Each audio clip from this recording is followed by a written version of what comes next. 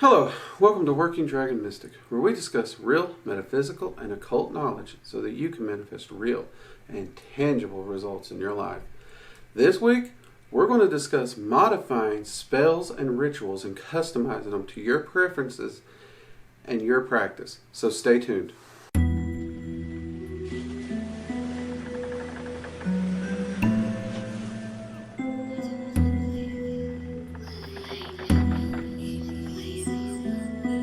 Okay, I get a lot of questions about customizing spells and rituals, or I just get emailed comments asking why a spell or ritual isn't working, and they're telling me that they modified it to suit their practice to make it easier, yet they're not getting a result. And this is an issue that really comes up a lot, and as I talk about in my live streams on Fridays and Sundays at 7 p.m. Eastern Standard Time. Be sure to join us. I do customize spells and rituals and tinker with them and try to increase their effectiveness in my practice. So it does make sense why people would ask me this question. I wanted to go ahead and today talk about why you would customize a ritual or a spell, and when you should and when you should not. Now, the first is easy. Why? You're wanting to customize it to your practice. Every one of us practices a little differently. We have a different path. We have different preferences in the way we do rituals. One example, I know you all, fans of this channel, have heard, I keep my rituals short and sweet. I don't like the long, drawn out, written out, very poetic rituals because I find them more distracting. I don't get good results with them because they distract me. Other people, the poetic, artistic side of that is amazing, and it adds to the ritual for them. So this is one shift and change that can be customized. And that customization can easily allow the magician to get the work done. Okay? So customizing it so it fits your practice and yields better results makes sense.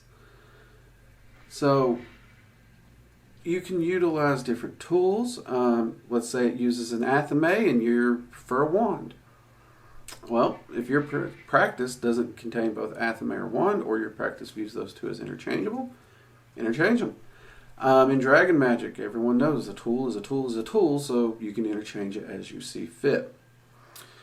That's not the case in all traditions. Ceremonial magic, for example, their tools have different representations, and many of the magicians align the tool with the working they're doing, and I understand that as well. So you do have to think over the variables here. And that leads us into when should you modify a spell? Well, that's the trickier part. 95% of the people who message me when they told me they modified a spell or a ritual, I asked them how many times did they do the ritual to gain an understanding of it before they modified it. 95% of them say none. They altered it and changed it before they ever attempted it. Somewhere in that last 5%, maybe 3% of them have actually done the spell or ritual once or twice before they modified it. Now, this is where people and I tend to clash a little bit. Because before I go modifying a spell that I found of someone else's, or a path working, or a ritual, many of you know I do a lot of path workings. I'm doing a Clifothic path working right now. By an author called Azanoth Mason. She does a fantastic Clifothic path working. Now, I am not changing and modifying her works because I want to have a deep understanding of the ritual. I want to know why things are being done. I want to know the energy currents we're working with. I want to know what we're working to achieve. I want to understand the ritual in its current structure before I go tinkering with it. And that is something I do think. Before you go tinkering with a spell or ritual, you need to look at it and make sure you understand what's being done. and why it's being done before you go changing it up. Now, this said, with experience, it gets easier. It does. So spells, for example, you can look down, you can easily see what the spell is, and you can make modifications to it based on your spellcraft knowledge, if you have it. If you're fresh to the craft, you've never done a spell before, and you find a spell and you go changing it, you could actually change it so it will not even work because of that. And that is a really big thing. You need to understand why the pieces are there. What do the pieces represent? And you need to try, I'd say try a spell as long as the spell's viable to try in its original format. Now, I say as long as it's viable to try. There are spells in spell books that are encoded or written in weird ways, or they're just not viable. I have seen a spell that calls for a buffalo pelt and a wolf pelt in another spell. Could I get a hold of these pelts? Yes, I could. Is it viable to do so practically? No, it is not. So I would have to, if I wanted to do that spell, I've either got to get a hold of the pelt, or I'm going to have to find a representation of these two animals to put in there, because we know the pelts are in there representing animals. They are specific animal pelts called for. So you may have to change up the representations. Or if you have a pelt, you could compare it to the animal that the pelt was for and see if that might work. But those are things that you can easily sit down and pick apart in a spell and attempt to change them out. In the case of the pelts, a buffalo horn, buffalo bone, or even a statuette or image would probably work just as easily.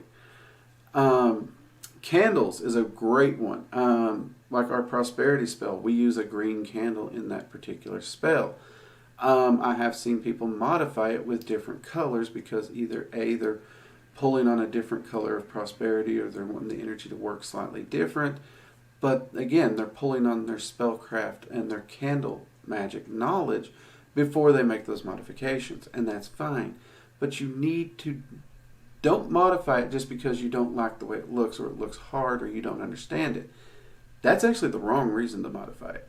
You need to make sure you understand what's happening with the spell before you modify it. But spells are the easier ones to modify.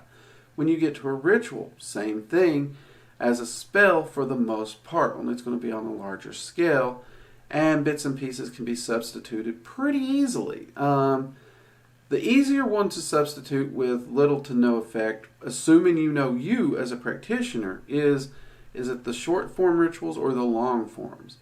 As long as the content and the point of the ritual is still there, short or long form, that's pretty easy to switch up. Trading up candles in the ritual. Make sure you understand what the candles are doing. Does the color have a meaning? Is the color harnessing a specific energy? Is the position harnessing energy? So you need to look at things like that. Is there incense used? Why is that incense used? Is that incense substitutable for a different incense? What entities are being called, if any? What forms of magic are being used, whether it be sex magic, blood magic, elemental magics, evocation, invocation, divinations, what magics are being used. So you can grasp an understanding of what's going on and make the necessary changes to keep the spell functional and keep the purposes there without literally changing the spell. Again, this is one of the reasons why I do find doing a spell or ritual as is 3 or 4 times and recording your results is better than just modifying from the get-go, if possible. And then that brings us to path workings. Now, path workings is a long, long process. And I've already told you, I'm not modifying Azonoth Mason's path working that I'm doing for the Cliff Oath, and I don't modify any path workings that I do the first time through them. I always work through as author intended. That way I can keep good solid notes on my experience through it and gain a greater understanding of what's being worked with here. And then if I want to modify it, or if I want to design my own path working to go through a similar process that is more customized, I have the knowledge, the information, and the gnosis to be able to do that.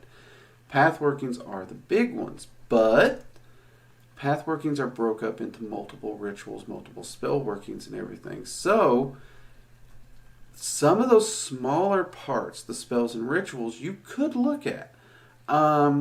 In the case with Aznath Masons, I will actually do all the rituals in this particular path working because you spend several weeks with each section. And I do it as is 2 or 3 times minimum, and then I will do it 2 or 3 more times in a short form, and I'll compare and contrast the notes.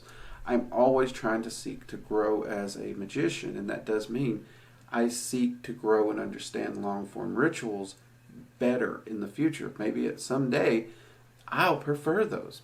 We'll see. Maybe not. But I do always set out to understand the material as is before I modify it.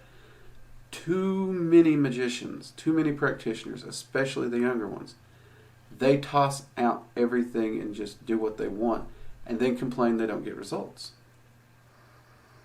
If you tossed everything out and just did what you want and you didn't understand it in the first place and you're not getting results, my recommendation is backtrack. Go back to ground zero. What did you toss out? Go get it and look at it. Maybe try it in that format. I am a results-based practitioner. Always have been, always will be. Practicality is the cornerstone of this channel. And understanding something is the only way you can truly modify it, tweak it, and improve upon it. And if you don't understand what's taking place, then you can't really make the modifications, and you can't adjust things here and there to attempt to get better results. That's why I say never adjust more than 1 or 2 things at one time.